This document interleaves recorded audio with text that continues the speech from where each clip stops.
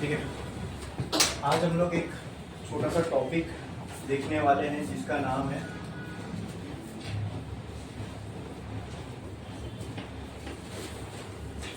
Displacement current. ठीक है, अब ये टॉपिक आपको आपके सिलेबस में इलेक्ट्रोस्टैटिक चैप्टर में मिलेगा। ठीक है, आपका जो 12th का इलेक्ट्रोस्टैटिक है उसके अंदर आपको ये डिस्प्लेसमेंट करंट देखने को मिलेगा, बट ये टॉपिक वहाँ जस्टिफाई नहीं करता। ठीक है, वहाँ ये इसलिए डाला है कि वहाँ पे हमने कैपेसिटर पढ़ा था ना, तो कैपेसिटर में करंट की कंटिन्यूटी कैसे होती है वो एक्सप्लेन करने के लिए ये टॉपिक वहाँ पे, लेकिन बट वहाँ इसका कोई जस्टिफिकेशन है ही नहीं, और उसके कॉन्सेप्ट से डिस्प्लेसमेंट करंट के कॉन्सेप्ट को समझना थोड़ा सा मुश्किल होगा। इसके लिए मैंने ये अलग रखा था टॉपिक, जिसको हम लोग सेपरेटली अलग से पढ़ेंगे। ठीक है, अब नाम से आपको क्या समझ में आ रहा है? डिस्प्लेसमेंट करंट यानी ये जो भी हम बात कर रहे हैं किसके रिलेटेड बात कर रहे हैं, क्या चीज है? ये करंट है, लेकिन इसका नाम कुछ अलग है, डिस्प्लेसमेंट करंट। ऐसा करंट का नाम कभी हमने सुना नहीं है ना। हमने देखा है कि अगर एक बैटरी है और वो बैटरी से मतलब कोई बल्ब कनेक्टेड है, ये वायर में से जो भी करंट फ्लो होता है इसको हम करंट आई बोलते हैं, लेकिन that I is called as conventional current. बराबर, कन्वेंशनल करंट के लिए मैं इसको आईसी बोल सकता हूँ। ठीक है, यानी इलेक्ट्रॉन के फ्लो की वजह से होने वाला करंट। राइट, करंट की परिभाषा या डेफिनेशन हम क्या जानते हैं? जहां पे इलेक्ट्रॉन का फ्लो हो उसको हम करंट बोलते हैं। राइट, ठीक है, और उसको हम बैटरी से जब निकालते हैं तब उसे हम कन्वेंशनल करंट का नाम दे देते हैं। वो भी मैंने बताया आपको कन्वेंशनल करंट क्या है ना। करंट की खोज से, इलेक्ट्रॉन की खोज से पहले करंट आ चुका था, तो हमने ये डायरेक्शन अज्यूम किया, तो इसलिए हम इसको कन्वेंशनल करंट मानते हैं। ठीक है, ओके। लेकिन आज जो हम करंट की बात करने वाले हैं वो नाम में अलग है, कुछ अलग होगा तभी इसका नाम भी अलग है, डिस्प्लेसमेंट करंट। ठीक है, वरना कन्वेंशनल करंट जैसा ही होता तो हम इसको काय के लिए वैसे ही पढ़ते हैं। ठीक है, तो आप देखते हैं डिस्प्लेसमेंट करंट क्या है। अब आपके सामने मैं एक क्वेश्चन रखता हूं, उसका मुझे आप आंसर देना। ठीक है, हमने कैपेसिटर पढ़ा है, ये पैरेलल प्लेट कैपेसिटर है, ये उस कैपेसिटर की दो प्लेट है। ठीक है, इस कैपेसिटर को अगर मैंने एक बैटरी से कनेक्ट कर दिया, जो कि ये पॉजिटिवली चार्ज है नेगेटिवली चार्ज है, तो बैटरी क्या करेगी? यहाँ से नेगेटिव चार्ज लेगी और यहाँ नेगेटिव चार्ज को जमा करेगी। उसकी वजह से ये प्लेट क्या हो जाएगी? पॉजिटिवली चार्ज, और ये प्लेट क्या हो जाएगी? नेगेटिव। इसमें किसी को कोई डाउट है? ठीक है, ओके ओके ओके ओके, ठीक है। तो आप मुझे बताओ कि कोई भी सर्किट में करंट जब फ्लो होता है तो उसके लिए सर्किट का कंप्लीट होना जरूरी है, तभी करंट फ्लो होगा। अगर मान लो यहाँ पर ये बैटरी है यहाँ, और इस बैटरी से मैंने एक वायर को कनेक्ट किया। ठीक है, यहाँ पॉजिटिव साइड से करंट निकला और ये वायर क्लोज है, तो क्या ये करंट ऐसे ऐसे करके यहाँ पहुंचेगा? पहुंचेगा। अगर मैं यहाँ पे गैप कर दूं, अब मुझे बताओ यहाँ पे करंट फ्लो होगा क्या? फ्लो होगा? आप एग्री कर रहे हो ना इस पे कि अगर यहाँ से करंट निकला वो कभी यहाँ पहुंचेगा ही नहीं, क्योंकि सर बीच में सर्किट ओपन है। तो फिर कैपेसिटर के केस में आपके दिमाग में ख्याल क्यों नहीं आया? कैपेसिटर की दो प्लेट के बीच में तो कुछ भी नहीं है। हमने डाइलेक्ट्रिक वाला केस भी देखे हैं। ठीक है, लेकिन डाइलेक्ट्रिक मटेरियल कोई वायर थोड़ी है, वो तो मैंने जब डाइलेक्ट्रिक की प्रॉपर्टी पढ़ाई थी उसमें तो होता था कि it is like a insulator, it does not allow current to flow through it but allows electric field to develop. अच्छा चलो डाइलेक्ट्रिक हटा भी दो, तो हमने ऐसा कैपेसिटर भी पढ़ा था विदाउट डाइलेक्ट्रिक, जिसके बीच में कुछ नहीं है, एयर है। तो फिर ये कैसे हो रहा है काम? हाँ, इलेक्ट्रिक फील्ड है। ठीक है, वेरी गुड। मतलब आपने ये कहा कि इलेक्ट्रिक फील्ड कहाँ होगी? इधर इधर की इधर कैपेसिटर के बीच में। Very good, from positive to negative. लेकिन करंट क्या होता है? करंट का डेफिनेशन बताओ मुझे। इलेक्ट्रिक फील्ड है मैं मान लिया, बट अगर मैं, हाँ, फ्लो ऑफ चार्ज कैसे होगा? फ्लो ऑफ चार्ज कैसे होगा? हवा में बीच में तो कुछ नहीं है ना, इलेक्ट्रिक फील्ड है। कोई बिल्कुल सही कहा आपने। मैं आपसे लेकिन सवाल ये पूछ रहा हूं कि अगर यहां से करंट निकला, बराबर, तो करंट को फ्लो होने के लिए कंटिन्यूअस पाथ चाहिए, तभी सर्किट कंप्लीट माना जाएगा। तो करंट यहां से निकला, यहां गया, ठीक है, यहां तक समझ में आ रहा है। ओके, इसके बाद तो कुछ नहीं है, तो क्या यहां करंट होना चाहिए? लेकिन कैपेसिटर को बैटरी से कनेक्ट करो तो चलता है, और बैटरी डिस्चार्ज भी होती है। यानी ये बैटरी लगा के बैटरी से मैंने कैपेसिटर कनेक्ट किया हुआ है, तो बैटरी तो डिस्चार्ज हो रही है, और बैटरी डिस्चार्ज तभी होगी जब सर्किट कंप्लीट होगा। अरे भाई जब आप बैटरी से कोई चीज चलाओगे तो बैटरी के खर्चे पे वो चीज चलेगी और बैटरी खत्म होगी। तो कैपेसिटर के केस में तो ऐसा किया हमने, कैपेसिटर को चार्ज क्या कैसे करते, बैटरी लगा के। अब जब कैपेसिटर को बैटरी लगा के चार्ज कर रहे हो, इसका मतलब बैटरी डिस्चार्ज हो रही है। बैटरी डिस्चार्ज तभी हो सकती है जब सर्किट कंप्लीट हो, मतलब चार्ज का फ्लो पूरा हो, करंट का फ्लो पूरा हो। लेकिन यहां होता हुआ दिख रहा है क्या? अब देखो यहां पर से यहां पर करंट आया, लेकिन यहां तो कुछ नहीं है, तो करंट आगे बढ़ सकता है नहीं, तो it acts as open circuit. जब ओपन सर्किट है तो यहां करंट होना चाहिए, लेकिन करंट है, मतलब रियलिटी कुछ और कह रही है और हमारी सोच कुछ। ये पैराडॉक्स समझ में आ रहा है यहाँ पे ना? क्या हो रहा है कि जब मैंने वही सवाल आपसे यहां किया तो आप इस पे एकदम एग्री थे कि सर यहां तो आगे करंट बढ़ेगा ही नहीं, लेकिन कैपेसिटर के केस में वही सवाल कभी दिमाग में आया ही नहीं। लेकिन अब जब मैं आपका ध्यान वहां ले जा रहा हूं तो ये क्या आपके माइंड में अजीब सा कंफ्यूजन एक पैदा हो रहा है कि हाँ यार, जब बीच में कुछ नहीं है तो चार्ज कैसे फ्लो हो रहा है? चार्ज के फ्लो के लिए कंडक्टर चाहिए, उसमें इलेक्ट्रॉन होंगे, इलेक्ट्रॉन मूव करेंगे, उसी को हम करंट बोलते हैं ना। तो यहां कैसे हो रहा है? अच्छा तो बोलो, होना चाहिए यहां करंट? नहीं। अगर यहां करंट नहीं है तो यहां होना चाहिए? नहीं। यहां करंट नहीं है तो ये सर्किट कंप्लीट होना चाहिए? क्या बैटरी डिस्चार्ज होना चाहिए? नहीं। लेकिन क्या बैटरी डिस्चार्ज हो रही है? मतलब क्या यहां करंट है? लेकिन क्या होना चाहिए? लेकिन क्या यहां है? तो ये कैसा एक अजीब सा कंफ्यूजन आ गया ना? हाँ, तो ये इसी चीज को एक्सप्लेन, मतलब कैपेसिटर में इसका मतलब ये कि करंट इधर है, यहां पर बैटरी डिस्चार्ज हो रही, मतलब करंट इधर भी है। रियलिटी ये कह रही है, सोच में नहीं आ पा रहा, लेकिन रियलिटी तो ये बता रही है यहां करंट है। इसका मतलब यहां पर भी एक करंट होना चाहिए, यहां पर भी एक करंट होना चाहिए। आई बात समझ में? अरे बोलो क्लियर है? हाँ, लेकिन ये हमारी सोच वाला करंट नहीं है। इतना समझ में आ रहा है? जो आइडिया करंट का हम कंसीव करते हैं कि करंट ऐसा है कि चार्ज फ्लो होगा, इलेक्ट्रॉन का फ्लो, कंडक्टर होना चाहिए, उसमें से इलेक्ट्रॉन फ्लो होना चाहिए, फिर करंट फ्लो होगा। राइट बोलो। तो यहां करंट तो है, लेकिन वो सेंस में नहीं है जो हम कंसीव करते हैं। तो यहां जो करंट है उस करंट को हम बोलते हैं ID, which is displacement current. इसकी पूरी कहानी पे आएंगे। अच्छा, जितना करंट इधर होगा उतना ही करंट इधर होगा, तो ही ये सर्किट कंप्लीट होगा। क्योंकि जब भी मैंने देखो सर्किट भी पढ़ाया आपको, बैटरी से जितना करंट निकालते हो उतना ही करंट बैटरी में वापस आना चाहिए। भले वो बीच में बटा होगा, लेकिन बाद में वापस मिलके बैटरी में उतना ही आता है। करंट इलेक्ट्रिसिटी में देखा था ना हमने। तो अगर यहां पे जितना करंट है, क्या उतना ही करंट यहां भी होना चाहिए? इसका मतलब उतना ही करंट यहां भी होना चाहिए। राइट।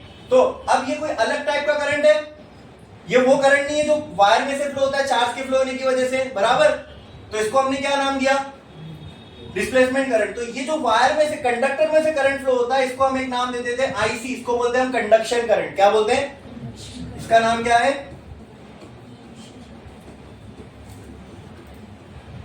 एक और नाम है ना इसका, कन्वेंशनल करंट। ये वही है, कंडक्शन करंट, कन्वेक्शन करंट, एक ही चिड़िया का नाम है। बोलो क्लियर है? समझ में आया? ठीक है। तो अगर जो करंट इधर यहां पर वापस से करंट कंडक्शन करंट ही मिलेगा। बीच में क्या हो रहा है? ये कंडक्शन करंट, यहां पे इलेक्ट्रिक फील्ड बन रही है, उसकी वजह से यहां पे क्या हो रहा है? एक करंट बन रहा है जिसका नाम क्या है? अगर जितना करंट यहां पे उतना ही करंट यहां पे, ये बात ये जस्टिफाई करती है कि उतना ही करंट यहां पे भी होना चाहिए, तभी ये फ्लो स्मूथ होगा, तभी ये फ्लो प्रॉपर होगा। राइट? अरे राइट। इसका मतलब क्या मैं बोल सकता हूं? आईसी बराबर होगा आईडी के, हाँ, इन अ कैपेसिटर। अरे बोलो क्लियर है? अब सवाल पैदा होता है, सर ये आया कहां से? ये जो डिस्प्लेसमेंट करंट है ये आया कहां से? कंडक्शन करंट का आइडिया हमें पता है, कंडक्टर लगा है, कंडक्टर में इलेक्ट्रॉन्स है, उसको हम बैटरी से कनेक्ट कर दिए, पोटेंशियल का डिफरेंस दे दिए। जहां पोटेंशियल का डिफरेंस होगा तो ऑटोमेटिकली वो चार्ज का फ्लो पैदा करेगा, जहां चार्ज का फ्लो हो गया वो करंट हो गया। राइट? लेकिन ये डिस्प्लेसमेंट करंट ये कहां से आया? तो इसकी कहानी के लिए हमें थोड़ा सा फिर पीछे आना पड़ेगा, जो हमने इलेक्ट्रोमैग्नेटिक इंडक्शन में पढ़ा था। क्या हमने वहां पे फैराडेज लॉ पढ़ा था?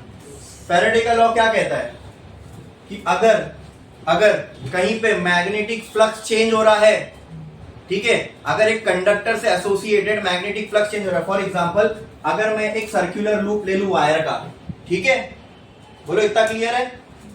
इसको इसके इस साइड पे मैं नॉर्थ पोल रखा और दीवार के पीछे साउथ पोल रखा, तो क्या ऐसी इनवर्ट जाती हुई मैग्नेटिक फील्ड यहां बनेगी? ठीक है, अरे बोलो क्लियर है? हाँ, अब धीरे धीरे करके मैं इस मैग्नेट की इंटेंसिटी को बढ़ाते जा रहा हूं, तो क्या ये मैग्नेटिक फील्ड की इंटेंसिटी बढ़ेगी? तो क्या इसमें से पास होने वाला मैग्नेटिक फ्लक्स बढ़ेगा? What happens when there is a change in magnetic flux? हाँ, क्या होता है? क्या होता है? करंट प्रोड्यूस होता है, लेकिन उससे पहले, करंट के प्रोड्यूस होने से पहले ईएमएफ होना चाहिए, है ना? EMF is produce if it is a close coil, then current will be produce. ठीक है, तो फैराडेज लॉ क्या कहता है? अगर कहीं से चेंज होने वाला मैग्नेटिक फ्लक्स, तो E is equals to D phi by D T, ये पढ़ा था ना हमने? हाँ, तो ये आपके समझने के लिए आसान तरीके से फैराडे लॉ दिया गया था, लेकिन एक्चुअली में फैराडे का लॉ ये है नहीं, क्या है वो भी मैं आपको बताऊंगा। ठीक है, तो इसके हिसाब से अगर मैं यहाँ पे, ये कंडक्टर है जो लूप में रखा गया है, लूप के फॉर्म में, इसको मैंने मैग्नेटिक फील्ड के अंदर रख दिया। अब ये मैग्नेटिक फील्ड को मैं धीरे धीरे धीरे धीरे धीरे बढ़ाते जा रहा हूं, तो क्या इसमें से पास होने वाला फ्लक्स चेंज होगा? फ्लक्स के चेंज की वजह से क्या यहाँ ईएमएफ आएगा? Is it a close coil? Yes. तो क्या यहाँ करंट मिलेगा? यस, करंट मिलेगा। फिर करंट के डायरेक्शन पे बात करते हैं, उसके लिए कौन सा लॉ है? Lenz law. वेरी गुड, याद है आप लोग को? लेंज लॉ क्या कहते हैं? डायरेक्शन निकालने का काम आता है। क्या कहता है? कॉस को अपोज करो। यहां पे करंट के प्रोड्यूस होने का कॉस क्या है? इंक्रीजिंग मैग्नेटिक फील्ड कि डिक्रीजिंग मैग्नेटिक फील्ड? मैंने आपको बताया, मैंने ऐसा मैग्नेट लगाया और मैं उसकी मैग्नेटिक फील्ड इंक्रीज कर रहा हूं, इसको अपोज करना है, तो आप क्या करोगे? मैग्नेटिक फील्ड डिक्रीज करोगे। मैग्नेटिक फील्ड डिक्रीज करने के लिए आपको मैग्नेटिक फ्लक्स क्या डालना पड़ेगा? इसके साथ किसके अपोजिट? तो अपोजिट में थंब रखे, फिंगर्स को कर्ल कर दिए, जो फिंगर कर्ल हुई वो इंड्यूस करंट का डायरेक्शन हो गया। ठीक है, तो क्या मैं बोल सकता हूं इंड्यूस करंट ये डायरेक्शन में होगा, ऐसे ये हो गया induce current, induce current, induce current, induce current. बोलो क्लियर है? हाँ, ओके ओके।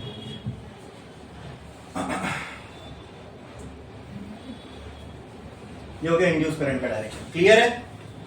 अब दोस्तों, ये अगर करंट का डायरेक्शन है, तो मुझे आप लोग बताओ इलेक्ट्रॉन का डायरेक्शन, मतलब क्या मैं बोल सकता हूं यहाँ पे इलेक्ट्रॉन का फ्लो का डायरेक्शन ये होगा, यहाँ पे इलेक्ट्रॉन के फ्लो का डायरेक्शन ये, यहाँ पे ये और यहाँ पे ये। बोलो क्लियर है? हाँ, बोलो क्लियर है? समझ में आया कि नहीं आया? एक स्टेप बाय स्टेप हम गए। अच्छा, ये सब हमें समझ में क्यों आ रहा है? क्योंकि हमारे वो सारे चैप्टर हो चुके हैं जो अब इसके लिए रिक्वायर्ड है, समझे? हाँ, चलो, तो मैं अब ये बना दूं, ये है वो कंडक्टर, यहाँ पे इलेक्ट्रॉन ये डायरेक्शन में, नहीं, इलेक्ट्रॉन का डायरेक्शन क्या था यहाँ पे? हाँ, यही था, बराबर। तो ये है इलेक्ट्रॉन के फ्लो का डायरेक्शन, ये ऐसे, ये ऐसे, ये ऐसे। बोलो क्लियर है? हाँ, क्या यहाँ इलेक्ट्रॉन चला? बिल्कुल चला। क्या मैग्नेटिक फील्ड इलेक्ट्रॉन को चला सकती है? एक रेस्ट पे चार्ज है, इलेक्ट्रॉन इज अ चार्ज, क्या रेस्ट वाले चार्ज को मैग्नेटिक फील्ड चला सकती है? नहीं। तो क्या कर सकती है? चलते हुए को चलाते रख सकती है। रेस्ट वाले चार्ज को मैग्नेटिक फील्ड हिला, देखो ये अभी आप ये आंसर दे पा रहे हो ना, इससे समझ लो अपन ने कितना प्रॉपर तरीके से आप लोग का वो कंसेप्ट बैठा है। ठीक है, तभी हम लोग ये सब एकदम फंडामेंटल बात है, ये सारी चीजों का हम आंसर कर पा रहे हैं, इसकी समझ आपको तभी आएगी जब ये सारे फंडामेंटल क्लियर होंगे। Right, okay. मैग्नेटिक फील्ड एक रेस्ट वाले चार्ज को नहीं चला सकती, ठीक है, सिर्फ एक मोशन वाले चार्ज को मोशन में बनाए रख सकती है। ओके, ठीक है, इसको हम, ये इस्टेब्लिश कॉन्सेप्ट है, इसको हम रखते हैं साइड में, हमें इस्टेब्लिश हो चुका था। ओके, तो कौन सी फील्ड रेस्ट वाले चार्ज को मोशन में ला सकती है? एग्जैक्टली कौन सी फील्ड? इलेक्ट्रिक फील्ड, ये भी याद रखो। ठीक है, इलेक्ट्रिक फील्ड रेस्ट वाले चार्ज को मोशन में ला सकती है। जब ये कंडक्टर लूप के फॉर्म में नहीं था, मान लो ये ऐसा वायर था, ठीक है, इसमें जितने भी चार्ज थे, क्या ये मूव हो रहे थे? मूव होने के लिए तो ईएमएफ चाहिए। मैंने बना दिया लूप, क्या अब भी ये मूव हो रहे? क्या अब भी ये मूव हो रहे? जब मैंने इसको लूप बनाया कंडक्टर का, क्या अभी इसके अंदर चार्ज मूव हो रहे? नहीं। इसको मैंने रख दिया मैग्नेटिक फील्ड में, अब भी मूव हो गए। जब चेंज करूंगा तब चालू होगा, राइट? तो मैंने मैग्नेटिक फ्लक्स को चेंज करना चालू किया, अब क्या चार्ज मूव हुआ? अब क्या चार्ज मूव हुआ? लेकिन करंट तो मिलता है ना मैग्नेटिक फ्लक्स के चेंज होने से, करंट मिलता है कि नहीं? मिलता है कि नहीं? अब ये सारी चीज स्टेशनरी मान के चल रहे थे। जैसे ही मैंने इसको मैग्नेटिक फील्ड के बीच में रखा और फ्लक्स चेंज करना स्टार्ट किया, क्या करंट मिलेगा इस लूप में? लेकिन अब फिर हम एक पैराडॉक्स पे आ गए। वो क्या? सर उसमें तो चार्ज रेस्ट पे था, आपने किसमें डाला? किसमें डाला? मैग्नेटिक फील्ड में। और आप ही कह रहे हो कि सर मैग्नेटिक फील्ड तो चार्ज को रेस्ट वाले चला नहीं सकती, और आप ये भी बोल रहे हो करंट दिख रहा है, मतलब चार्ज चला तभी करंट दिख रहा है, और मैग्नेटिक फील्ड नहीं चला सकती लेकिन चार्ज करंट तो मतलब चार्ज, मैग्नेटिक फील्ड चार्ज को, लेकिन करंट तो मतलब चार्ज, लेकिन मैग्नेटिक फील्ड तो, लेकिन करंट, चार्ज चला, करंट मिला, चार्ज चला, लेकिन मैग्नेटिक फील्ड तो। अरे भाई जब शुरुआत जो चीज के लिए चाहिए वही नहीं है तो ये आगे चीजें हो कैसी रही है? फिर यहाँ पे रियलिटी और हमारे कॉन्सेप्ट मैच नहीं कर रहे, राइट? हमारी थियरी हमारी रियलिटी को जस्टिफाई नहीं कर रही है।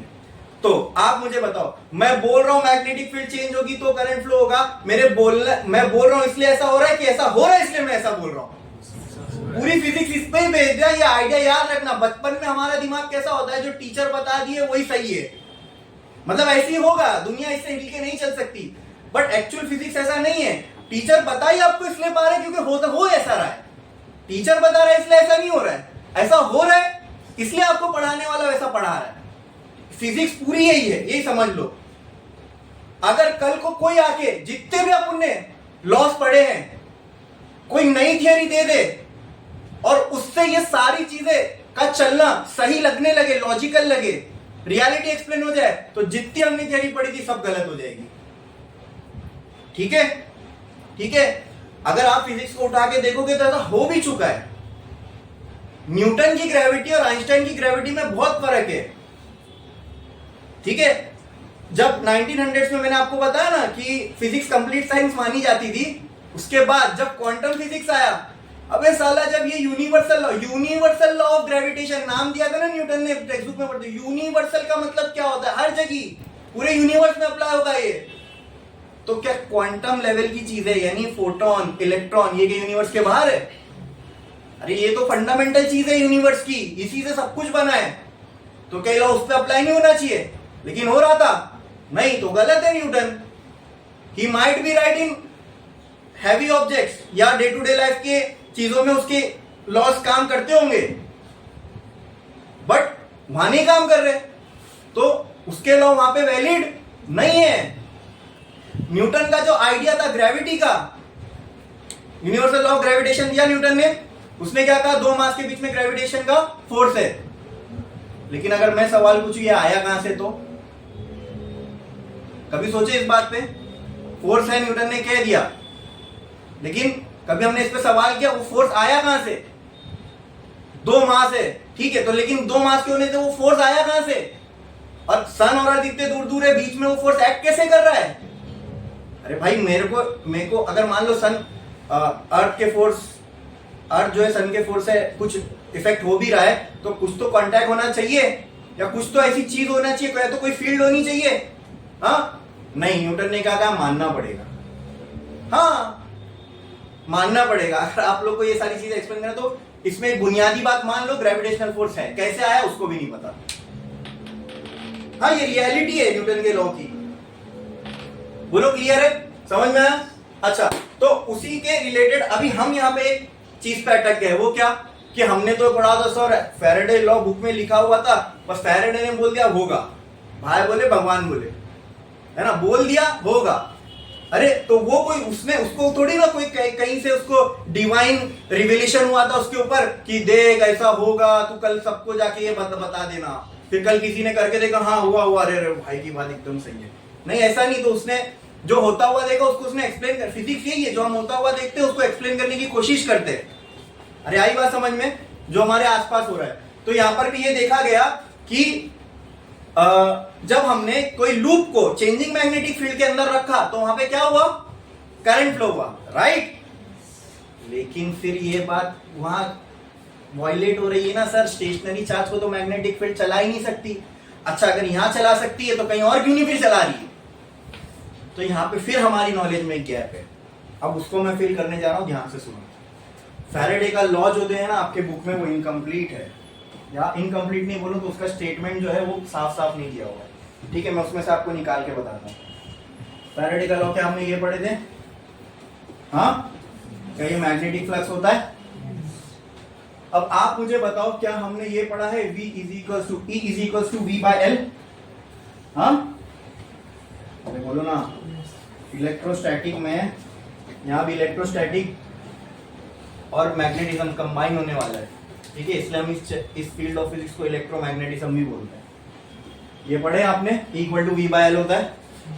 तो क्या मैं यहाँ से लिख सकता हूँ V is equal to E into L? तो क्या मैं यहाँ से लिख सकता हूँ E is equal to E into L? अरे बोलो, हाँ लिख सकता हूँ ऐसे? अच्छा, अब आप मेरे को अगर बताओ कि ये जो E है इसकी जगह पे मैं E इंटू L लिख सकता हूं? हाँ, अरे बोलो, लिख सकता हूं? अच्छा, अगर मान लो कि ये जो चेंज इन इलेक्ट्रिक, ये जो इलेक्ट्रिक फील्ड है इसका जो चेंज है ये बहुत छोटा है, तो क्या इसकी वजह से जो बनने वाला ईएमएफ है ये भी बहुत कम होगा? हाँ, तो चलो मैं यहाँ पे डी बोल देता हूँ, D is equal to D capital E D small E into L E. बोलो क्लियर है?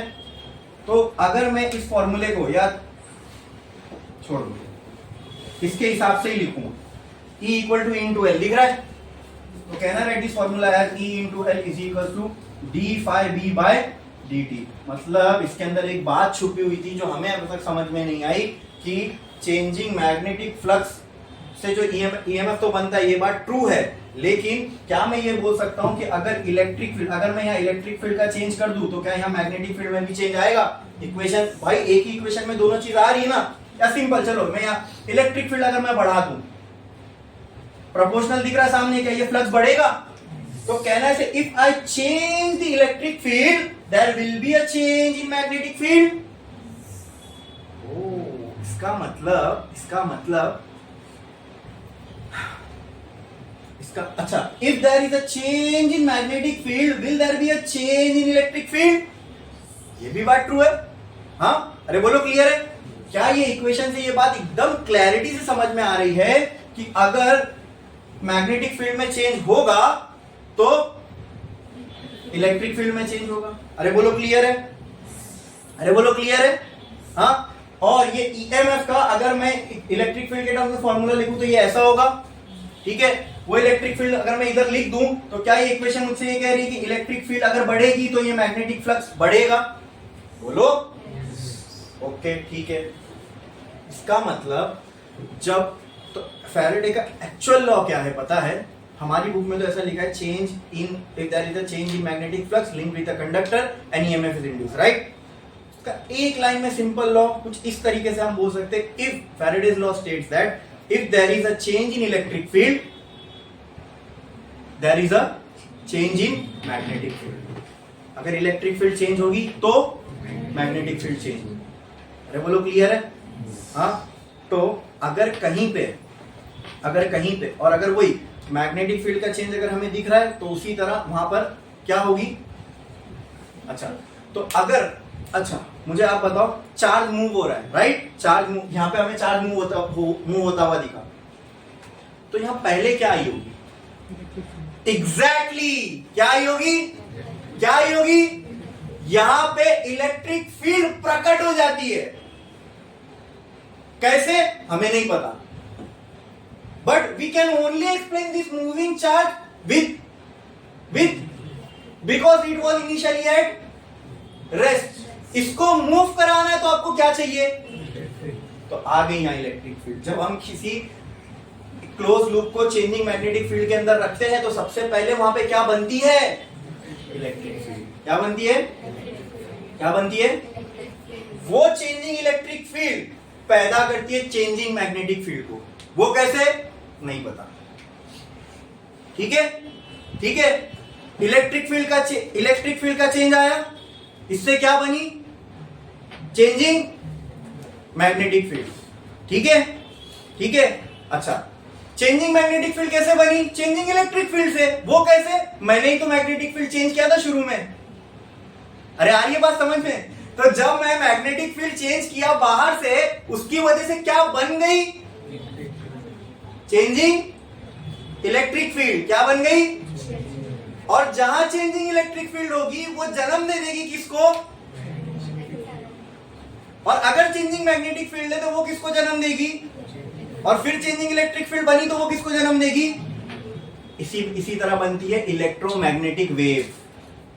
इसीलिए इनको मीडियम की जरूरत नहीं है, ये खुद ही एक दूसरे को प्रोड्यूस कर दी जाती है। इनिशियली क्या चाहिए आपको मालूम है? क्या ये एक चार्ज है? जब ये मूव हो रहा है ऐसे, तो क्या मैं बोल रहा हूं ये एक्सेलरेट हो रहा है, क्योंकि मैंने बताया था वेलोसिटी के चेंज को एक्सेलरेशन बोलते हैं। वेलोसिटी सिर्फ नंबर में अगर सेम भी है लेकिन डायरेक्शन चेंज हो रहा है, मतलब ये एक्सेलरेट हो रहा है। तो if this accelerating charge, yes, तो accelerating charge produces electric field और मैग्नेटिक फील्ड। आई बात समझ में? अगर आपके पास एक्सेलरेटिंग चार्ज है मतलब मूविंग चार्ज है, बोलो अगर मूविंग चार्ज है तो क्या वो मैग्नेटिक फील्ड बनाएगा? है ना, current carrying conductor produces magnetic field, right? तो क्या मैग्नेटिक फील्ड बनाएगा? तो अगर ये मैग्नेटिक फील्ड चेंजिंग है तो क्या वो changing magnetic field electric field बनाएगी? बस ये साइकिल अब चलती रहेगी। ऐसे सन में ऐसे करोड़ों चार्जेस एक्सेलरेटिंग है, उनमें से एक बार अगर चेंजिंग मैग्नेटिक फील्ड निकल गई तो फिर वो पैदा करेगी चेंजिंग इलेक्ट्रिक फील्ड, फिर वो पैदा करेगी, फिर वो पैदा करेगी। ऐसा करते करते करते करते करते ये अर्थ तक पहुंचती है। और ये सब किससे, कितनी स्पीड में होता है? लाइट की स्पीड में, because electromagnetic wave travels with the speed of light. अरे बाप रे, दिमाग खराब हो जा रहा है यार ये तो सुन के, किस कॉम्प्लेक्स और कितनी तेजी से ये सारी चीजें हो रही है। और यूनिवर्स में राइट नाउ अभी ये सब कुछ हो रहा है, अभी हो रहा है। अभी भी आप अगर लाइट आपके आसपास देख रहे हो तो ये हो रहा है। Light is an electromagnetic wave, ठीक है? उसके अंदर magnetic field, electric field vibrate होती जा रही है। अच्छा, इसको और किसी की जरूरत है? नहीं। That is why it can also travel without any, उनको मीडियम की जरूरत ही नहीं है, खुद ही एक दूसरे को प्रोड्यूस कर रहे हैं। आई बात समझ में? तो बहुत इंटरेस्टिंग कॉन्सेप्ट है ये सब फिजिक्स के। फिर और अंदर जाओगे तो और इंटरेस्टिंग चीज है, लेकिन हमें जाना नहीं है, ठीक है? अभी हम यहाँ पर ये एस्टैब्लिश करते हैं। वो क्या कि अगर मैंने चेंजिंग मैग्नेटिक फील्ड दी इस लूप को, उस चेंजिंग मैग्नेटिक फील्ड की वजह से पहले क्या बनी? Changing electric field. अब इलेक्ट्रिक फील्ड क्या चार्ज को मोशन में लाएगा? चार्ज मोशन में आ गया। चार्ज मोशन में आ गया तो क्या बना? करंट। क्या जब किसी वायर में से करंट फ्लो होता है तो क्या उसकी वजह से मैग्नेटिक फील्ड बनती है? अब बनी चेंजिंग मैग्नेटिक फील्ड। अब अगर मैं इलेक्ट्रिक फील्ड को बढ़ाते जाऊं, अच्छा अगर मैं मैग्नेटिक फील्ड को बढ़ाते जाऊं तो क्या ये इलेक्ट्रिक फील्ड का चेंज भी बढ़ता जाएगा? तो फिर क्या फिर ये भी चार्ज भी, अब मान लो ये इलेक्ट्रिक फील्ड है, यहाँ प्लस यहाँ माइनस, यहाँ मैंने इलेक्ट्रॉन रख दिया, कहां भागेगा इलेक्ट्रॉन? इलेक्ट्रिक फील्ड का डायरेक्शन ये है, इलेक्ट्रॉन कहां भागेगा? इधर। तो हमें पता है electron always travel in the direction opposite to magnetic field, right? अगर मैं आपसे यहाँ पूछ इलेक्ट्रिक फील्ड का डायरेक्शन बताओ तो कहां होगा? यहाँ राइट में होगा, लेफ्ट में? कहां होगा? राइट में, लेफ्ट में? क्योंकि ये आइडिया हमने कंसीव कर चुके हैं कि इलेक्ट्रिक फील्ड पॉजिटिव से नेगेटिव की तरफ होती है, और अगर इलेक्ट्रॉन मूव हो रहा है इसका मतलब इलेक्ट्रिक फील्ड उसके अपोजिट होगी। अरे ये सब बेसिक कंसेप्ट जानने से इलेक्ट्रिक फील्ड नहीं भी देख के हम बता सकते उसका डायरेक्शन क्या है। यहां से समझ लिए ना? बोलो, इलेक्ट्रिक फील्ड पॉजिटिव से नेगेटिव होती है। अगर मैं इसमें एक इलेक्ट्रॉन रखूं तो इलेक्ट्रॉन कहां जाएगा? इधर। मतलब अगर मैं इस आइडिया से देखूं तो electron travel in the direction opposite to electric field. यहाँ इलेक्ट्रॉन मूव हो रहा है, मूव हो रहा है मतलब मैं इलेक्ट्रिक फील्ड है, मुझे बताओ कहां है उसका डायरेक्शन? यहाँ पे इलेक्ट्रिक फील्ड का डायरेक्शन कहां होगा? इधर। यहाँ पे कहां होगा? इधर। यहाँ पे इधर, यहाँ पे इधर। और हर पॉइंट पे पकड़ू तो क्या ऐसी एक इलेक्ट्रिक फील्ड मिलेगी मेरे को? तो कहना है चेंजिंग इलेक्ट्रिक फील्ड चेंज हुई, चार्ज मोशन में आया, चार्ज मोशन में आया, अब करंट बना तो करंट से क्या बनेगी? Magnetic field. आई बात समझ में? And that magnetic field will be in the direction opposite to the जो हमने लगाया। बोलो क्लियर है? अब ये क्लैरिटी आ गई, ये समझ में आया सबको?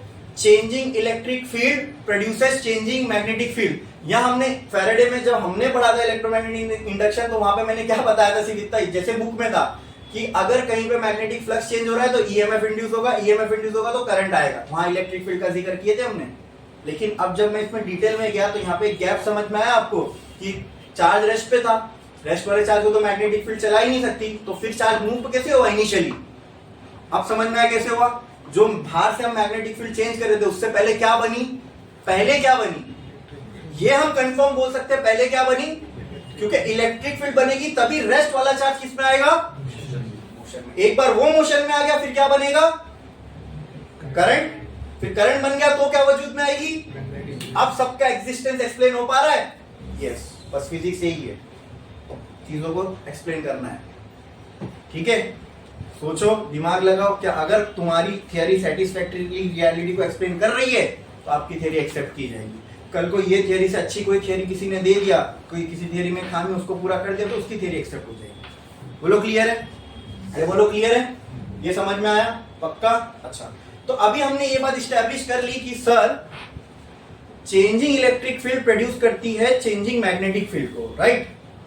क्या चेंजिंग मैग्नेटिक फील्ड भी प्रोड्यूस कर सकती है चेंजिंग इलेक्ट्रिक फील्ड को, हाँ बिल्कुल कर सकती है, नेचर में सिमेट्री है, तो चेंजिंग मैग्नेटिक फील्ड भी चेंजिंग इलेक्ट्रिक फील्ड को प्रोड्यूस करेगी। तो यही बात कहा डिस्प्लेसमेंट करंट के हिसाब से मैक्सवेल ने, जो डिस्प्लेसमेंट करंट का कॉन्सेप्ट दिया था ये किसने दिया था, मैक्सवेल ने, किसने। अब मान लो ये बैटरी है, ये पॉजिटिवली चार्ज है, ये नेगेटिवली चार्ज है, ये पॉजिटिव ये नेगेटिव, यहाँ पे करंट आ रहा है इस बैटरी के थ्रू, उसको हम कंडक्शन करंट बोल रहे हैं। अब यहाँ पे जो करंट है, ठीक है, पहले मैक्सवेल ने, अभी ये बीच में करंट कैसे करंट फ्लो रहा है किसी को नहीं मालूम था, हाँ, तो मैक्सवेल ने क्या कहा कि दो प्लेट के बीच में इलेक्ट्रिक फील्ड तो है, राइट। अब देखो यहाँ हो क्या रहा है, जैसे ही मैंने कैपेसिटर को बैटरी के साथ कनेक्ट किया, क्या होगा टाइम के साथ, क्या धीरे धीरे यहाँ से एक एक चार्ज निकलेगा और यहाँ जाके जमा होता जाएगा, तो चार्ज का फ्लो ये डायरेक्शन में हो रहा है, तो ये बात इस बात का भी सेंस बना रही है कि करंट का डायरेक्शन ये हो, कि बैटरी तो यही करती है ना, यहाँ से चार्ज उठाएगी यहाँ जाके जमा करेगी, इसलिए ये नेगेटिवली चार्ज होती जा रही है। तो क्या टाइम के साथ आपको लग रहा है यहाँ पे नेगेटिव चार्ज बढ़ता रहेगा और यहाँ पॉजिटिव चार्ज बढ़ता रहेगा। तो अगर टाइम के साथ ऐसा हो रहा है कि पहले मान लो यहाँ से एक चार्ज निकला यहाँ गया, तो ये एक पॉजिटिव ये एक नेगेटिव हुआ, फिर दूसरा चार्ज गया यहाँ गया, ये एक नेगेटिव हुआ ये एक पॉजिटिव हुआ, फिर तीसरा चार्ज यहाँ गया ये एक नेगेटिव, मतलब धीरे धीरे करके ये प्लेट पे नेगेटिव चार्ज बढ़ता जाएगा, धीरे धीरे करके ये प्लेट पे। तो टाइम के साथ क्या मैं बोल सकता हूं यहाँ पे जो इलेक्ट्रिक फील्ड है वो भी बढ़ती जाएगी। बोलो ये समझा कि नहीं समझा, पक्का। क्या आपको ऐसा लग रहा है कि यहाँ पे टाइम के साथ इलेक्ट्रिक फील्ड बढ़ेगी? Is it a changing electric field? Is it a changing electric field? Yes, बस ये बात अब याद रखना, ये बात अब याद रखना। Is it a changing electric field? तो क्या मैं बोल सकता हूं कि यहां पर राइट नाउ एक चेंजिंग इलेक्ट्रिक फील्ड मौजूद है जो टाइम के साथ चेंज हो रही है। अरे बोलो क्लियर है? अब हमें यहाँ पे एक्सप्लेन करना है करंट की कंटिन्यूटी को, उस पे समझे ये सारी कॉन्सेप्ट जो मैंने बताया इसीलिए बताया। बोलो क्लियर है? हाँ ठीक है। तो फैराडे लोगों ने पूछा कि अरे यार यहाँ पे ये करंट हम एक्सप्लेन ही नहीं कर पा रहे, तो उसको इस प्रॉब्लम को उठाया मैक्सवेल ने। मैक्सवेल ने कहा मैं एक्सप्लेन करता हूँ। वो कैसे किया उसने? बोले अगर यहाँ पे चेंजिंग इलेक्ट्रिक फील्ड है, चेंजिंग इलेक्ट्रिक फील्ड है, बोलो क्लियर है? इस चेंजिंग इलेक्ट्रिक फील्ड की वजह से यहाँ पर एक चेंजिंग मैग्नेटिक फील्ड बनेगी और उस चेंजिंग मैग्नेटिक फील्ड की वजह से क्या आ जाएगा? अगर वहां चेंजिंग मैग्नेटिक फील्ड है तो वहां पे क्या आ जाएगा? करंट इंड्यूस हो जाएगा। If there is a changing magnetic flux means there will be current. अरे बोलो क्लियर है? हाँ, तो लोगों या ये करंट वाला जो पार्ट था, ठीक है, ये लोगों ने एक्सेप्ट नहीं किया, ठीक है। तो उनको उनकी भाषा में समझाने के लिए कि चेंजिंग, मैक्सवेल का ये बोलना था बस यहाँ पे चेंजिंग इलेक्ट्रिक फील्ड है ना, इस यही फैसिलिटेट कर रहा है चार्ज के फ्लो को। ये बात किसी के समझ में नहीं आई, ठीक है। अच्छा एक और चीज, अगर यहाँ पे से करंट फ्लो हो रहा है तो क्या इसके आसपास मैग्नेटिक फील्ड बनेगी? क्या इसके आसपास मैग्नेटिक फील्ड बनेगी? सिंपल, ओके ठीक है। फिर यहां पे मुझे आप बताओ कि अगर यहां पे करंट है या सिंपल, पहले मान लेते हैं करंट नहीं है, यही मानते क्योंकि यहां बीच में कुछ नहीं था। कुछ था क्या? नहीं। अगर यहां पे कुछ नहीं था तो यहां पे करंट फ्लो हो सकता है क्या? नहीं। अगर यहां करंट फ्लो नहीं हो सकता तो क्या यहां मैग्नेटिक फील्ड होगी? आप मुझे बताओ क्या होगी? क्योंकि मैग्नेटिक फील्ड दो वजहों से हो सकती है, तो मैग्नेट हो या दूसरा करंट कैरिंग कंडक्टर हो। तो उसके करंट कैरिंग कंडक्टर के आसपास क्या बनेगी? Magnetic field. तो यहां करंट है क्या? नहीं। तो आप अपने सिंपल लॉजिक से बताओ कि यहां मैग्नेटिक फील्ड होनी चाहिए। तो अगर मैं यहां पे अगर एक कंपास ला के रख दूं तो कंपास डिफ्लेक्ट होगा? मैग्नेटिक कंपास किससे डिफ्लेक्ट होता है? तो यहाँ होगा नहीं। तो मैक्सवेल ने सिंपल ये क्या, कंपास लाके रख दिया। ठीक है, अच्छा तो अच्छा पहले तो ये बताओ, क्या यहाँ पे मैग्नेटिक, क्या यहाँ पे करंट है? यहाँ पे करंट है कौन सा? ये कंडक्शन करंट, यही है ना जो वायर में फ्लो हो रहा है। तो क्या यहाँ मैग्नेटिक फील्ड होगी? होगी कि नहीं होगी? तो यहां अगर कंपास रखूं तो डिफ्लेक्ट होगा? होगा, रख दिया। यहां उसने कंपास रख दिया, यहां तो कंपास डिफ्लेक्ट हुआ। क्या ये ऑब्वियस था? होना ही चाहिए था, हुआ। यहां कंपास रख के क्या होना चाहिए था? ऑब्वियस क्या था? डिफ्लेक्ट होना चाहिए। लेकिन जब उसने यहां कंपास रखा तो ताज्जुब की बात ये थी, कंपास यहां पे डिफ्लेक्ट हुआ। और भी ताज्जुब की बात ये थी, उतना ही हुआ और उसी डायरेक्शन में हुआ जितना यहां हुआ था। मतलब यहां पे कंपास का जो ओरिएंटेशन था वो सिमिलर, एग्जैक्टली सेम जैसा यहां पर। इसका मतलब जो करंट इधर फ्लो हो रहा है वही सेम करंट इधर फ्लो हो रहा होगा। ठीक है, लेकिन लोगों के बात ये समझ में नहीं है। बोले इलेक्ट्रिक फील्ड थोड़ी ना करंट को बनाती है, इलेक्ट्रिक फील्ड की वजह से थोड़ी ना ये सब कुछ हो सकता है। अरे बोलो, हाँ अगर अच्छा यहाँ इलेक्ट्रिक फील्ड फैराडे के लॉ से हमने ये तो देख लिया कि इलेक्ट्रिक अगर चेंजिंग इलेक्ट्रिक फील्ड है तो वहां पे चेंजिंग मैग्नेटिक फील्ड बनेगी। अरे बोलो क्लियर है? हाँ, तो वही साबित करने के लिए इसने यहाँ पे कंपास रख दिया कि यहाँ पे कंपास रख के डिफ्लेक्ट हुआ कंपास। यस, मतलब देयर वाज मैग्नेटिक फील्ड। अच्छा, लेकिन मैग्नेटिक फील्ड कहां से आएगी? आइदर करंट और मैग्नेट। सो क्या है मैग्नेट है? तो एक ही ऑप्शन बचता है कि यहां क्या होना चाहिए? यहां क्या होना चाहिए? मैग्नेट है क्या इधर? तो अगर यहां मैग्नेटिक फील्ड है, जो सबूत किससे मिला? मैग्नेट उससे इलेक्ट्रिक फील्ड है, उससे भी ज्यादा रियलिटी हमें क्या दिख रही है? एक बात यहां चीख चीख के कह रही है कि यहां मैग्नेटिक फील्ड है, वो क्या? सिंपल, कंपास का डिफ्लेक्ट होना। Compass is a magnetic device. अगर कंपास यहां रखा मैंने और कंपास डिफ्लेक्ट हुआ, मतलब यहां क्या है? क्या है? तो फैराडे ने यही कहा कि चेंजिंग इलेक्ट्रिक फील्ड ही चेंजिंग मैग्नेटिक फील्ड को, सॉरी मैक्सवेल ने ये कहा, लेकिन लोग बोले नहीं, यहां पे अगर मैग्नेटिक फील्ड है तो उसके लिए करंट होना चाहिए। अच्छा, आप मुझे ये बताओ, यहां करंट होने के लिए यहां पे चार्ज होना चाहिए जो मूव होना चाहिए। लेकिन क्या यहां पे कोई कंडक्टर है जिसमें चार्ज होगा? जब चार्ज ही नहीं है तो क्या फ्लो होगा जिससे करंट बने? समझ में आ रही है मेरी बात? तो यहां वो स्टक हो गया। तो भाई लोगों को उनकी भाषा में समझाने के लिए उसने बोला अच्छा तुमको ये मान लोगे ना करंट है तो मैग्नेटिक फील्ड बनेगी, ठीक है। तो बोला यहाँ करंट है, बजाय ये बोलने के कि इलेक्ट्रिक फील्ड मैग्नेटिक फील्ड को बनाएगी, मैक्सवेल ने क्या बोला? इलेक्ट्रिक फील्ड पहले करंट बनाएगी, वो करंट मैग्नेटिक फील्ड बनाएगी। और वो जो करंट था जो इलेक्ट्रिक फील्ड बनाएगी, चेंजिंग इलेक्ट्रिक फील्ड, उसको उसने नाम दिया वो इधर ही था। इसी को एक्सप्लेन कर रहा था ना, बीच में करंट कहां से आया? जितना मैग्नेट इधर डिस्प्लेस हो रहा है उतना ही मैग्नेट इधर डिस्प्लेस हो रहा है, मतलब जितना करंट इधर है उतना ही करंट इधर है। हाँ, ये बात समझ में आती है? तो Maxwell just added a step in his explanation that यहाँ चेंजिंग इलेक्ट्रिक फील्ड है ना, लोगों को ये समझाना था चेंजिंग मैग्नेटिक फील्ड बनेगी, लेकिन नहीं, उसने क्या कहा? Changing magnetic field, changing electric field से पहले क्या बनेगा? करंट बनेगा। अच्छा, ये तो नए टाइप का करंट हम सुनने में आया। हमने तो आज तक ये सुना था करंट जो बनता है पोटेंशियल डिफरेंस से बनता है, ठीक है। फिर चार्ज का फ्लो, पोटेंशियल डिफरेंस तो इधर भी है, वो क्राइटेरिया तो फुलफिल हो रही है, लेकिन पोटेंशियल डिफरेंस के बाद चार्ज का फ्लो होना चाहिए। यहाँ कहीं पे चार्ज फ्लो होता हुआ दिख रहा है? नहीं। तो ये क्योंकि ये वैसा करंट नहीं है जो आइडिया हमने कंसीव किया था, उस आइडिया को हमने क्या कर दिया? दिमाग से डिस्प्लेस, और ये करंट लेके आए, तो इसलिए हमने इसका नाम क्या रख दिया? Displacement current. बोलो क्लियर है? क्या ये करंट में आपको चार्ज फ्लो होता हुआ दिख रहा है? नहीं। This current is due to change in यहां क्या होता हुआ दिख रहा है आपको?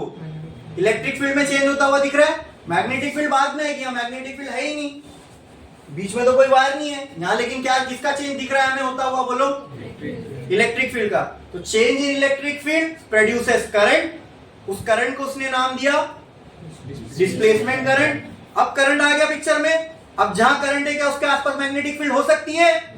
Now there is a magnetic field which justifies the reflection of this compass. समझा? क्लियर है? तो यहां से ये बात इस्टेब्लिश हो गई कि इलेक्ट्रिक फील्ड भी मैग्नेटिक फील्ड को बना सकती है। अरे बोलो क्लियर है? ये समझ में आया? पक्का? इसमें किसी को कोई डाउट है? अरे बोलो क्लियर है? हाँ, वो वाले एग्जांपल में भी हमने देखा था कि जब हमने मैग्नेटिक फील्ड चेंज की तो मैग्नेटिक फील्ड से इलेक्ट्रिक फील्ड बनी, इलेक्ट्रिक फील्ड से चार्ज मोशन में आया, चार्ज के मोशन में आने को करंट बोलते हैं, और उस करंट से मैग्नेटिक फील्ड बनी। बराबर? तो लोगों के यही नहीं समझ में आ रहा था, उनको बस बीच में करंट चाहिए था। अरे भाई, चेंजिंग इलेक्ट्रिक फील्ड दे दूं तो भी करंट से ही मैग्नेटिक फील्ड भले ही बन रही हो, लेकिन इलेक्ट्रिक फील्ड के चेंज से मैग्नेटिक फील्ड बन रही है, बोलना कुछ गलत था? नहीं। तो ठीक है ना, जैसा ये बात भी अब यहाँ एस्टैब्लिश हो गई कि यहाँ पर इलेक्ट्रिक फील्ड चेंज हो रही है, तो इलेक्ट्रिक फील्ड के चेंज से पहले क्या बनेगा? करंट। ये करंट वैसा नहीं है जैसा हम सोचते हैं, चार्ज के फ्लो होने वाला। ठीक है, तो इस करंट को मैक्सवेल ने एक नाम दे दिया, डिस्प्लेसमेंट करंट। अब करंट आ गया, अब सेटिस्फाइड हो? यहाँ करंट है, नया करंट है, मैंने दे दिया, ये करंट है, मानना पड़ेगा। नहीं मानोगे तो उसको गलत प्रूफ करके दिखाओ। कोई चीज सही है या नहीं, उसका एक तरीका ये भी है कि if you can not prove it wrong means it is correct. बोलो क्लियर है? हाँ, अगर वो किसी चीज के वर्किंग को सेटिस्फैक्टरीली एक्सप्लेन कर पा रही है और आप उसको किसी भी तरीके से गलत प्रूफ नहीं कर पा रहे हो, इसका मतलब फिर वो सही, उसको मानना ही पड़ेगा, भले आपके पास उसका कोई और रीजन नहीं हो उसके सही होने का। ठीक है, इन चीजों को एक्सियम बोलते हैं। एक्सियम, इसका मतलब ये होता है कुछ ऐसी चीज मान लेना जो फंडामेंटली सही लग रही है, जिसका आपके पास कोई प्रूफ नहीं है। ऐसे ही एक्सियम्स को कंसीडर करके आइंस्टाइन ने theory of relativity, special theory of relativity, general theory of relativity और न जाने कितने कितने फिजिक्स के कॉन्सेप्ट दिए, जिससे मतलब उसका नाम दुनिया भर में फेमस हो गया। ठीक है, हाँ, उसका लेबोरेटरी, उसका बस एक डेस्क और टेबल था और कुछ भी नहीं। जो कुछ उसने इतने बड़े यूनिवर्स के बारे में सोचा, बस अपने छोटे से दिमाग से ही सोचा, अपने महज इमेजिनेशन से। He did not did any experimental thing to arrive on the conclusion which he gave to the world. दूसरी बात, जैसा आप इंटीग्रेशन डेरिवेटिव खलता है, उसको भी बहुत खलता था। उस इवन आइंस्टाइन ने ये तक कह दिया था कि ये मैथ में मेरी जिंदगी में कब यूज करूंगा मुझे नहीं पता। ठीक है, और वो भी खुद इसके खिलाफ थे, इतने कॉम्प्लेक्स मैथ्स के। और आप जब उसकी थियरीज को देखोगे ना, तो ज्यादा से ज्यादा उसके अंदर आपको पाइथागोरस थ्योरम यूज होता हुआ मिलेगा, जो सबके समझ में आता है। हाँ, लेकिन बाद में जो दूसरे मैथमेटिशियंस थे, उनकी उसकी थियरी को वेरीफाई करने के लिए जब उन्होंने अपना मैथ्स यूज किया, इवेंचुअली आइंस्टाइन की थियरी को सही साबित करने के लिए भी वो मैथ्स का यूज हुआ। ठीक है, तो इसका अगर, इसलिए मैं कहता हूं अगर अपने को फिजिक्स समझना है ना, तो मेरी सोच ये कहती है, मेरी थिंकिंग ये कहती है, और मैं वो पढ़ाने में भी अप्लाई करता हूँ कि फंडामेंटल समझ में आना चाहिए। जितनी इजी चीजें, और फंडामेंटल समझना आसान है। कोई चीज की कॉम्प्लेक्सिटी को समझना इजी है कि उसके बेस को समझना इजी है। अभी जैसे मान लो मैथ पढ़ना है, ठीक है, मैथ्स में integration, derivative, complex number, probability, ये सारी चीजें, स्टैटिस्टिक्स, सब कुछ है, ये भी मैथ्स है। और जो केजी का बच्चा 1 2 3 4 पढ़ता है, प्लस माइनस पढ़ता है, वो भी मैथ्स है, राइट। किसको समझना आसान है, वो समझना आसान है, इसलिए वो बच्चा भी समझ पा रहा है। उसको हम लाके इंटीग्रेशन उसके सर पे देते तो वो पागल हो जाएगा, बचपन से ही बोलेगा नहीं मेरे को कुछ नहीं करना। तो कोई चीज, हाँ, लेकिन अगर कोई चीज का फंडामेंटल आपको बहुत अच्छे से समझ में आया है ना, तो आप उसके कॉम्प्लेक्स टॉपिक को भी बहुत इजीली कर ले जाओगे। समझ में आ रही है मेरी बात? अरे बोलो क्लियर है? तो यही चीज मैं सोचता हूँ कि मैं जब आपको पढ़ाऊं तो आपके फंडामेंटल्स क्लियर हो, बेसिक्स क्लियर हो, तब जाके अच्छी चीजें समझ में आएगी। तो ये समझने में आपको कोई दिक्कत हुई? समझ में आया? तो अभी तक हमने यहाँ पे क्या एस्टैब्लिश कर लिए कि यहाँ पे सर चेंजिंग इलेक्ट्रिक फील्ड है। उस चेंज लोगों को ये समझाना था कि यहाँ मैग्नेट डिस्प्लेस हुआ, कैसे हुआ, तो करंट चाहिए उसके लिए। तो करंट हमने कैसे लाया? हमने ये कह दिया, यानी मैक्सवेल ने ये कहा कि चेंजिंग इलेक्ट्रिक फील्ड पहले क्या बनाएगी? करंट, और वो करंट से क्या बनेगी? जस्टिफाई हो गया यहाँ पे। अच्छा, इससे ये तो जस्टिफाई होगा ये मैग्नेट क्यों डिस्प्लेस हुआ। दूसरा, यहाँ करंट है, ये भी बात साबित हो गई, बस वो करंट का अब नाम दूसरा है। कौन सा करंट है वो? लेकिन यहाँ पे एक चीज अभी भी मैक्सवेल को बतानी पड़ेगी। अच्छा, यहाँ करंट है, क्या यहाँ करंट है, लेकिन दोनों करंट सेम है। ये कौन सा करंट है? ये कौन सा करंट है? Displacement current. ठीक है, अब भाई मैक्सवेल से पूछा गया कि तुम बोल रहे हो यहाँ करंट है, मैथमेटिकली एक्सप्लेन करो उसको। ये वाले करंट का मेरे पास फॉर्मूला है ना। कंडक्शन करंट को हम बचपन से ही पढ़ते हैं, current is flow rate of flow of charge Q by T, इसी को बोलते हैं। बोले इसको एक्सप्लेन करके बताओ। तो मैक्सवेल ने कुछ ऐसे इस तरीके से बताया, बोला देखो ये जो करंट है डिस्प्लेसमेंट करंट है। कौन सा करंट है? ये किसकी वजह से आ रहा है? किसकी वजह से आ रहा है? चेंजिंग इलेक्ट्रिक फील्ड की वजह से। किसकी वजह से? अच्छा मुझे आप बताओ कि अगर कहीं पे इलेक्ट्रिक फील्ड बढ़ रही है तो क्या वहां पे इलेक्ट्रिक फ्लक्स बढ़ेगा? तो क्या मैं ये भी बोल सकता हूं if there is a change in electric flux there will be a current? बोलो विच इज डिस्प्लेसमेंट करंट। कि भाई इलेक्ट्रिक फील्ड बढ़ी तो फ्लक्स बढ़ेगा, मतलब इलेक्ट्रिक फील्ड चेंज तो फ्लक्स चेंज, राइट। फ्लक्स के टर्म्स में क्यों बोल रहा हूं? क्योंकि फैराडे का लॉ भी फ्लक्स के टर्म्स में, राइट। तो आपको समझने में आसानी होगी वहां मैग्नेटिक फ्लक्स था या इलेक्ट्रिक फ्लक्स होगा। तो अकॉर्डिंग टू मैक्सवेल उसने ये कहा कि यहां पर देखो इलेक्ट्रिक फील्ड चेंज हुई, इससे इलेक्ट्रिक फ्लक्स बदलेगा। इलेक्ट्रिक फ्लक्स बदलेगा तो इसके वजह से यहां पे क्या आएगा? करंट। जैसे फैराडे के लॉ में मैग्नेटिक फ्लक्स बदला तो क्या आया? करंट। तो मैक्सवेल के लॉ में इलेक्ट्रिक फ्लक्स बदला तो क्या आया? फैराडे के लॉ में मैग्नेटिक फ्लक्स बदला तो कंडक्शन करंट आया। मैक्सवेल के लॉ में इलेक्ट्रिक फ्लक्स बदलेगा तो डिस्प्लेसमेंट करंट आएगा। समझने में आसानी पड़ रही है ना? वो पैटर्न फिट बैठ रहा है। बोलो क्लियर है? तो क्या ये डिस्प्लेसमेंट करंट प्रोपोर्शनल है डी फाई ई से? मैं बोल सकता हूं ये फाई ई क्या है? Electric flux. डी क्यों लगाया? Changing electric flux. बोलो क्लियर है? बोलो क्लियर है? प्रोपोर्शनलिटी साइन हटानी, इक्वल टू लाना है। तो मैक्सवेल ने कुछ इस तरीके से इसको एक्सप्लेन किया, ID displacement current is equal to epsilon naught into D phi E by D T. Time के साथ चेंज देखते हैं ना हम लोग फ्लक्स का, वहां पर भी हम मैग्नेटिक फ्लक्स का चेंज किसके साथ देख रहे थे? टाइम के साथ। अरे बोलो क्लियर है? फिर से मैं यहां पे बनाता हूं, ठीक है। ये था अपना कैपेसिटर, ये थी उसकी बैटरी, ठीक है। यहाँ पे क्या है? एक चेंजिंग इलेक्ट्रिक फील्ड है, मतलब इलेक्ट्रिक फ्लक्स चेंज हो रहा है। तो यहाँ पे क्या आएगा? क्या आएगा? करंट आएगा। उस करंट का नाम क्या दिए? Displacement current is proportional to D phi E by D T बोल सकता हूं। फिर मैक्सवेल ने कहा अब ये प्रोपोर्शनलिटी साइन हटानी, इक्वल टू लाना है। तो क्या मैं वो यहाँ पे इक्वल टू लाना है, प्रोपोर्शनलिटी साइन ये डाल दिया, क्या? Epsilon not. अब ये कैसे डाला होगा? तो डायमेंशन वगैरह मैच करके, एक्सपेरिमेंटली वैल्यूज देख के। बोलो क्लियर है? मिल गया भाई। लो उसने साबित भी कर दिया। तुम बोल रहे थे कंडक्शन करंट ये है, मैक्सवेल बोला ये डिस्प्लेसमेंट करंट है। लो उसका मेरे पास फॉर्मूला भी है। क्लियर? लेकिन अब भी एक कसौटी बाकी थी जिसको से खरा उतरना था, और वो क्या थी? यहाँ करंट है ना मैक्सवेल के हिसाब से, वो कौन सा है? यहाँ करंट है ना दुनिया के हिसाब से, वो कौन सा है? अगर यहां से यहाँ करंट फ्लो हो रहा है, इसका मतलब ये करंट और ये करंट क्या होना चाहिए? Equal. Means IC should be equal to, ये मैं बोल रहा हूं होना चाहिए। अगर मैक्सवेल ने इसको प्रूव कर दिया तो भाई तेरी थियरी मानेंगे। बोलो क्लियर है? बोलो क्लियर है? चलो शुरू करें। लेट्स सी कैसे प्रूव किया मैक्सवेल ने इसको। मैक्सवेल ने अपने करंट का फॉर्मूला दे चुका था, क्या था? ID is equal to epsilon naught D by E by dt। ये सबके समझ में आता है? कैसे आया ये?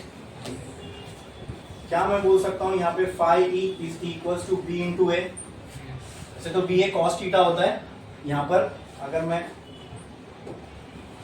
इलेक्ट्रिक फील्ड और एरिया वेक्टर सेम डायरेक्शन में, तो कॉस थीटा की वैल्यू कॉस 0 होगा ना, 1 ही होगी। तो मैं डायरेक्ट यहाँ पे लिख सकता हूँ। अब दुनिया को कैसे उसने समझाया, कैसे प्रूफ किया, मतलब आखिरी चीज आईसी आईडी बराबर होनी चाहिए। अब ध्यान से देखो, तो कहना right this as ID is equal to epsilon naught D phi E की जगह पे मैं क्या ये लिख सकता हूं? D B into A by D T. अरे बोलो क्लियर है इतना? ये लिख सकता हूं, हाँ कि ना?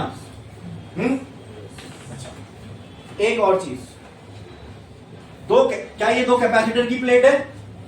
क्या ये दो कैपेसिटर की प्लेट है? इन दोनों के बीच में नेट इलेक्ट्रिक फील्ड कितनी होती है, किसको याद है? इन दोनों के बीच में नेट इलेक्ट्रिक फील्ड कितनी होती है? हाँ, सिग्मा बाय एप्सिलॉन नॉट। ठीक है, इसकी वजह से सिग्मा बाय 2 एप्सिलॉन नॉट, इसकी वजह से सिग्मा बाय 2 एप्सिलॉन नॉट, दोनों को ऐड करते हैं तो 2 2 कैंसिल, क्या बचता है? Sigma by epsilon not. तो अब आप मुझे बताओ कि यहाँ पे सिग्मा, यहाँ पे जो इलेक्ट्रिक फील्ड है, देखो मैंने गलती किया और आप लोग बताए भी नहीं, यहाँ बी आएगा क्या? क्या आएगा? बी आएगा ना, बराबर। अब यहां पर sigma is equal to E by, बोलो, तो क्या मैं यहां पर, अरे E is equal to sigma equal to क्या आएगा? यहां पे जो नेट इलेक्ट्रिक फील्ड होगी वो किसके बराबर होगी, बोलो? सिग्मा बाय ए। इसके बराबर, इतना क्लियर है? इसमें किसी को कोई डाउट है? ओके, लिख दू वो भी, कह रहा है I D is equal to epsilon naught D into sigma by A into A divided by D T. चलेगा ऐसे? ए। अब क्या बच रहा है? I D is equal to epsilon naught D sigma by, ये बच रहा है। अगर आपको याद होगा तो सिग्मा होता है एरियल चार्ज डेंसिटी, हाँ, क्यू बाय ए होता है, हाँ। तो can I write this as sigma is equal to Q by, अरे बोलो क्लियर है? और अगर हमने ये सिग्मा, अरे यार ये एप्सिलॉन नॉट होगा ना, अरे सिग्मा बाय एप्सिलॉन नॉट था ना, सिग्मा बाय ए थोड़ी ना था। हाँ, तो फिर ये भी मेरे को सही करना पड़ेगा। यहाँ पे क्या आएगा बोलो? डी की जगह E equal to sigma by epsilon not into A, और यहाँ पे क्या बचेगा? D T. ठीक है, उसको भी मैं कट कर रहा हूं, वो स्टेप आएगा बाद में। आप मुझे ये बताओ कि एप्सिलॉन कांस्टेंट है, इसको बाहर लेके जा सकता हूं? पक्का? कोई डाउट है इसमें? ठीक है, तो can I write this I D is equal to epsilon naught upon epsilon naught D, bracket में क्या बचेगा? सिग्मा इंटू ए बाय ये, तो can I write I D is equal to D sigma A by, यहां तक कोई doubt है किसी को? पक्का? ठीक है, now can I write sigma is equal to Q by A. अब यहां छोटा, तो चलो I D is equal to, can I write this as D Q by A into A by D T, A. What is I D? D Q by D T. अरे वाह, क्या बचा? D Q by D T. What is D Q by D T? What is D Q by D T? यही तो conduction current होता है। तो क्या यहां से साबित हो गया? आखिरी कसौटी पे उतर गया मैक्सवेल खरा, उसके फॉर्मूले से उसने साबित कर दिया कि उसका जो करंट था वो बराबर है कंडक्शन करंट के। तो यहां से कैपेसिटर के बीच में चार्ज की कंटिन्यूटी कैसे होती है वो भी एक्सप्लेन हो गया कि यहां तक तो चार्ज, यहां तक तो चार्ज कंडक्शन करंट के फॉर्म में आता है, इसके आगे चार्ज डिस्प्लेसमेंट करंट के फॉर्म में बन जाता है, और इसके आगे चार्ज फिर से कंडक्शन करंट के फॉर्म में आ जाता है। बोलो क्लियर है? समझ में आया? And this was displacement current of Maxwell, जिसका उसने फॉर्मूला दिया था epsilon naught D phi E by T. बोलो क्लियर है? बोलो समझ में आया? इसमें किसी को कोई डाउट? बस यही था डिस्प्लेसमेंट करंट, और यहाँ पर अपनी कहानी हो गई खत्म, और यहाँ पर आपका पूरा सिलेबस भी हो गया। ठीक है।